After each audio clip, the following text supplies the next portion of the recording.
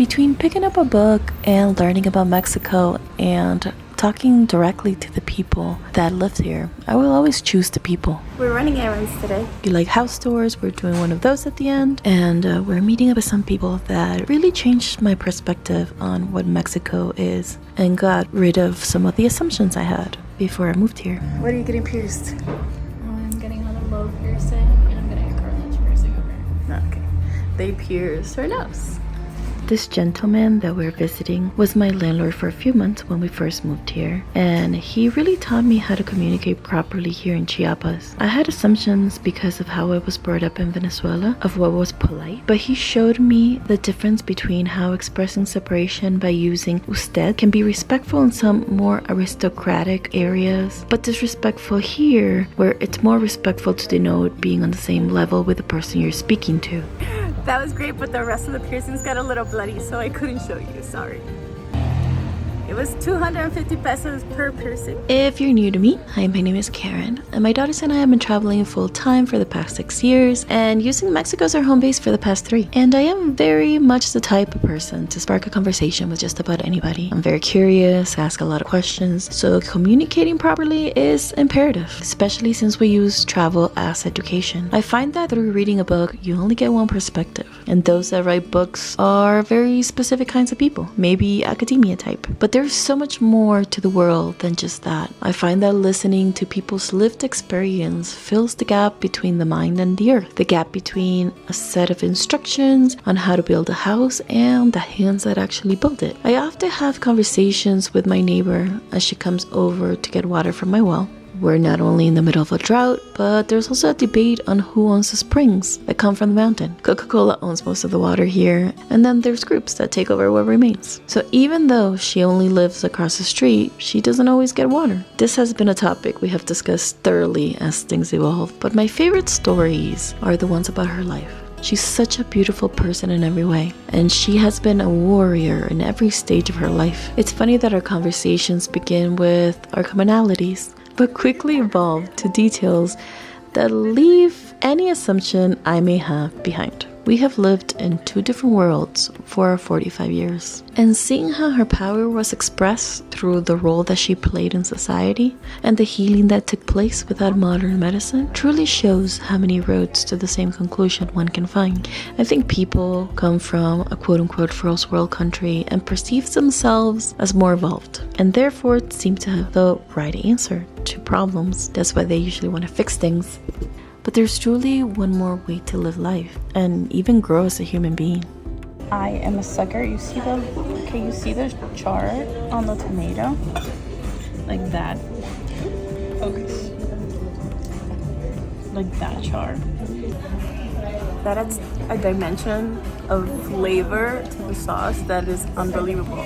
And even culinarily, the way vegetables are used in Mexico is so different than the United States. Minus the eggs, my whole dish was vegetables, but they were transformed into sauces, tortillas, pastes. In the US, you would have it just as a side. Now, does it make this way any less healthy? That was delicious. We also have a lot of immigrants that call San Cristobal home. This artist, for example, from Germany, was not only inspired by local culture, but also works with people with disabilities here, as she also has one.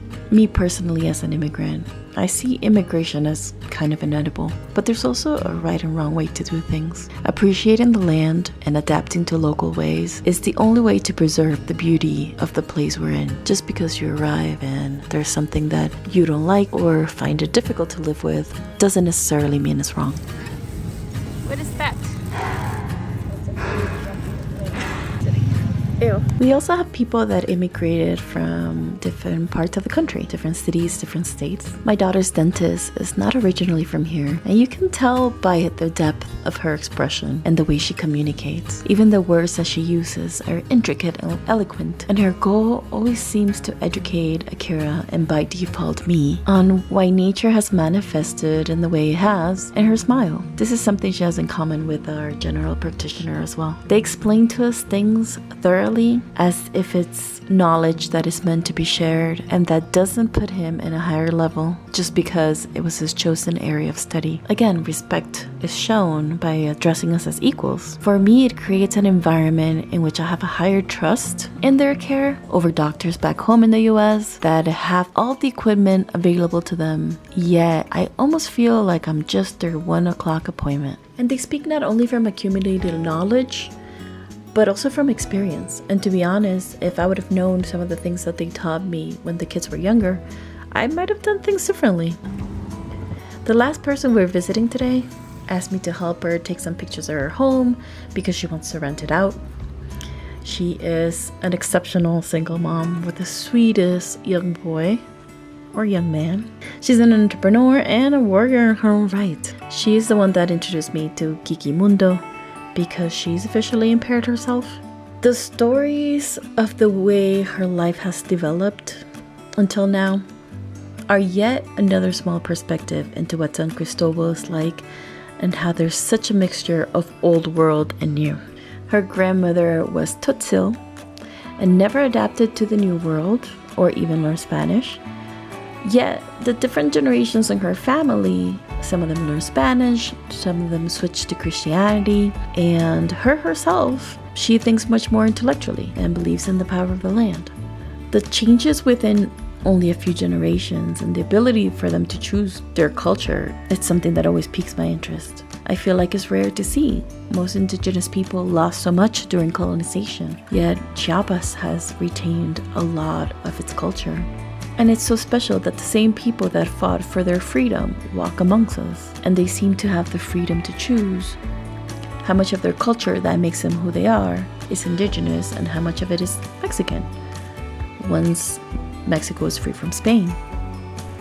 The appealing element of history books is to gain knowledge that no longer exists, but sometimes you have the people right there that made this history. So why not ask and talk and share? The truth is that as much as I appreciate books, we are the creators of history, culture, life, and the way history is told will always change depending on the person telling it.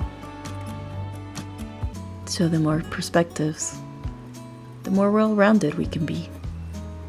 Thanks for watching. Love you. Bye.